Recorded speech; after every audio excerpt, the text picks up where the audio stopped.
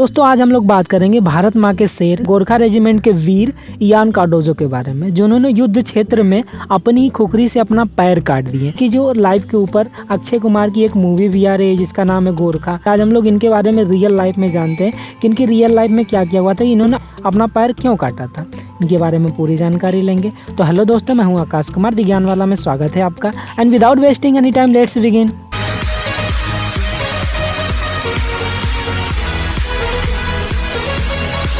दोस्तों ये सच्ची घटना 1971 के इंडो पाक वार की है, जब दोनों ही सेनाओं में घमासान युद्ध चल रहा था। इस समय इयान कार्डोजो डिफेंस सर्विस के स्टाफ कॉलेज वेलिंगटन में ट्रेनिंग ले रहे थे। ये 4th गोरखा राइफल की 5th बटालियन में उनके मेंबर थे। इनकी बटालियन पहले से वहाँ पर डिप्लॉयड थी। इनकी बटालियन के जो सेकेंड इन कमांड थे उनकी युद्ध क्षेत्र में वो शहीद हो गए। उनकी डेथ हो जाने की वजह से उनकी जगह लेने के लिए इयान कार्डोजो को बुलाया गया। अब इयान को लोग कारतूस साहब बोलते थे, इनके जो लोअर मेंबर के थे वो कारतूस साहब बोलते थे, क्योंकि इनके नाम को वो सही से उच्चारण नहीं कर पाते थे। इनकी बटालियन सिलहट में युद्ध लड़ रही थी जो पूर्वी पाकिस्तान में था। इन्होंने आर्मी की फर्स्ट हेलीबॉर्न ऑपरेशन में भी पार्टिसिपेट किया था।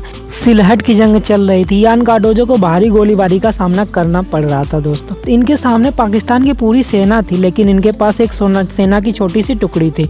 उधर से इनके पास गोला बारूद, खाने पीने के सभी सामान खत्म हो रहे थे। फिर भी ये डटे रहे, युद्ध क्षेत्र में डटे रहे और अपनी बहादुरी से वहाँ पे लड़ते रहे। दोस्तों इनको बताया गया था कि 48 घंटे में पलटन आ जाएगी, पूरी पलटन आ जाएगी, आपको 48 घंटे बस इन्हें संभालना है। लेकिन 10 दिन तक लड़ाई चलती रहे और कोई नहीं आया। मेजर के बटालियन के पास जो खाने पीने का सामान था, इनके पास हथियार था, सब कुछ खत्म हो रहे थे। इसी बीच भारत और पाकिस्तान की सेना बीबीसी पर एक खबर सुनती है, मतलब दोनों की सेना बीबीसी पर एक न्यूज़ आ रही थी, वहाँ पे सुनती है कि भारतीय सेना की पूरी ब्रिगेड वहाँ पे आ पहुँची है। बहुत सी बड़ी रेजिमेंट वहाँ पे आ गई है, सिलहट में पहुँच चुकी है। अब दोस्तों इयान कार्डोजो ने अपने जो मेंबर्स थे, अपने जो सिपाही थे, उनसे बोला, तो उनको अगर लगता है कि हम यहाँ पे ब्रिगेड यहाँ पे आ चुकी है तो अब हम लोग ब्रिगेड की तरह लड़ाई करें। अब ताबड़तोड़ फायरिंग करना स्टार्ट कर दी और पूरे सिलहट पर कब्जा कर लिया। दोस्तों जब ये कब्जा किए तो वहाँ जो पाकिस्तानी सेना थी उसके 3 ब्रिगेडियर बजे थे, 2 कर्नल थे, 173 ऑफिसर थे, 290 जेसीओ थे और 8000 जवान आत्मसमर्पण करने आ गए हैं। और आपको पता है जब ये सरेंडर लोग करने आए तो इनके पास कितने मेंबर थे? बस 532 सिपाही बचे थे इयान कार्डोजो के पास। और इतने बड़े सिपाहियों के सामने पूरी पाकिस्तानी सेना ने घुटने टेक दिए और आत्मसमर्पण कर दिया। तभी दोस्तों जब अब जीत गए लोग, तब वो वापस जा रहे हैं, गोरखा रेजिमेंट घर वापस जा रही थी, तभी ऐसा हुआ कि इनका पैर एक जो लैंड माइन होती है उस पर पड़ गया। अब लैंड माइन ब्लास्ट हुई और ये दूर जाके गिरे और खून से लथपथ थे। इनका एक पैर जो था वो फट गया था पूरी तरह से, पूरा पैर जख्मी था। अब इनको सेना के मेंबर्स ने इनको कैंप में उठा के ले गए। वहाँ पे देखें तो वहाँ पे कोई भी इंस्ट्रूमेंट नहीं है, डॉक्टरी इंस्ट्रूमेंट नहीं है। अब सबको बहुत ज़्यादा डर हो रहा था, सबको डर लग रहा था कहीं इनकी डेथ नहीं हो जाए। लेकिन हाँ, मेजर जो थे उनको कुछ देर बाद होश आया और उनकी हालत पूरी तरह से ख़राब थी। उन्होंने अपने जो सीईओ थे उनसे बोला कि सर युद्ध ख़त्म हो गया है, अब आप चाहें तो मुझे भेज सकते हैं। तो उन्होंने कहा मैं जल्द से जल्द कोई इंतजाम करता हूँ, जल्दी कोई हेलीकॉप्टर ढूंढ के तुम्हें भेजता हूँ। अब उनको वहाँ पे पता चल गया था तो इनका पैर अब काटना ही पड़ेगा, पैर नहीं बचेगा। अब वहाँ पे डॉक्टर जो थे मौजूद थे, डॉक्टर उनसे बोला कि डॉक्टर साहब मेरा पैर काट दो। तो उन्होंने बोला कि यहाँ पे कोई भी इंस्ट्रूमेंट नहीं है, कैसे हम तुम्हारा पैर काट दें। तो उन्होंने अपने एक साथी से बोला मेरी खुखरी कहाँ हो, खुखरी लाओ। खुखरी मंगाई। उसके बाद उससे बोला कि तुम मेरा पैर काट दो। उसने कहा नहीं साहब मैं ऐसा नहीं कर सकता, डॉक्टर को आने जाने दीजिए, मैं ऐसा नहीं कर सकता। तभी मेजर ने अपनी खुखरी पकड़ी और अपना पैर काट दिया। अब कटा हुआ पैर अपने साथी को बोलने ले जा, इसे ज़मीन में गाड़ दे। अब मेजर को बहुत ज़्यादा दर्द होता था, वहाँ पे कोई भी मॉर्फिन या पेन किलर कोई भी दवाई नहीं थी और इनको बहुत ज़्यादा दर्द हो रहा था। अब दोस्तों इतना ज़्यादा दर्द में होने के बाद भी इन्होंने अपने कमांडिंग ऑफिसर के सामने बहुत सी शर्तें रखी, कई शर्तें रखी। दोस्तों सिलहट में पाकिस्तानी आर्मी का एक कैंप था, वहाँ पे इन्होंने हेल्प ली, जो इनका सीईओ थे उन्होंने हेल्प ली। अब वहाँ पे जाने से पहले उन्होंने बहुत सी शर्तें रखी, कई शर्तें रखी उनके सामने। उन्होंने कहा मुझे कोई पाकिस्तानी हाथ नहीं लगाएगा। तो इनके सीईओ ने बोला मेजर तुम मेरी मुसीबतें ना बढ़ाओ।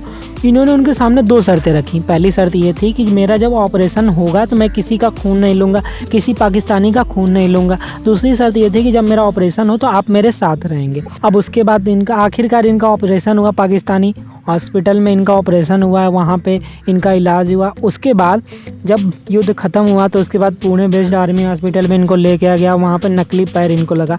अब नकली पैर लगने के बाद भी ये 7 साल तक सिस्टम से लड़ते रहे। इन्होंने बैटल टेस्ट दिए, फिजिकल फिटनेस टेस्ट दिया और पहाड़ियों पर चढ़ाई की और इन्होंने साबित किया कि ये दूसरों से अभी भी कम नहीं है, ये जाके लड़ाई कर सकते हैं, लड़ सकते हैं। दोस्तों उस समय जो आर्मी चीफ थे वो जनरल तपेश्वर नारायण थे। नारायण साहब ने कार्डोजो को लद्दाख बुलाया और इनकी फिटनेस टेस्ट देखने के बाद इनको बटालियन दे दी। इतना ज़्यादा होने के बाद भी, इन्होंने नकली पैर लगाने के बाद भी फिटनेस टेस्ट दिया, सब कुछ अपने आप को उसमें अव्वल लाए। उसके बाद बटालियन ली और उसको लीड करने लगे। फिर उसके बाद इनको सेना के वरिष्ठ अधिकारियों को जब फिटनेस टेस्ट होता, परीक्षाएं होती है, उसको क्लियर किया और ये मेजर जनरल के पद से रिटायर हुए। ब्रिगेड दे दी गई, बटालियन के बाद इनको ब्रिगेड मिली, ब्रिगेड को लीड किया। उसके बाद वहाँ पे सर्व करने के बाद ये मेजर जनरल के पद से रिटायर हो गए। दोस्तों इतना ज़्यादा मुसीबतें आने के बाद भी ये इंसान एकदम तनिक भी डगमगाए नहीं, तनिक भी हारे नहीं।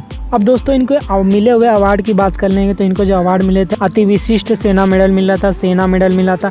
और ये एनडीए में जब ट्रेनिंग ले रहे थे, ये एनडीए से ट्रेनिंग लेके गए थे, तो ये पहले कैडेट्स थे जिनको गोल्ड एंड सिल्वर दोनों मेडल मिला था। और ये भारतीय सेना के पहले दिव्यांग ऑफिसर बने जो एक बटालियन को लीड कर रहे थे और एक ब्रिगेड को कमांड किए थे। दोस्तों इनका जन्म हुआ था 1937 में, बॉम्बे में हुआ था, जो अभी मुंबई कहा जाता है। ये ब्रिटिश इंडिया में 1937 में पैदा हुए थे।